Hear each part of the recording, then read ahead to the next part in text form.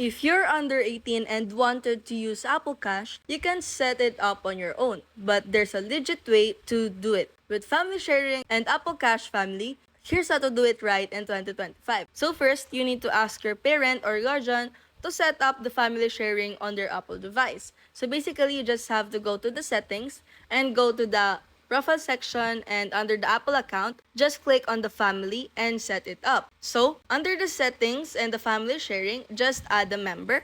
So, click the continue and they'll invite you to a group using your Apple ID. So, first, just click the create child account and enter your child's informations. So, first and his or her last name, and click create child account. So, basically, it will set up Apple Cash family, and once you're in the family sharing group, your parents should open their wallet app and tap their Apple Cash card and tap the more button, then select the Apple Cash family. And from there, they can choose to set up Apple Cash for family and select your name to enable Apple Cash on your device. So that's the correct or right way to set it up Apple Cash under 8. So if you find this video helpful, don't forget to smash that like button and subscribe.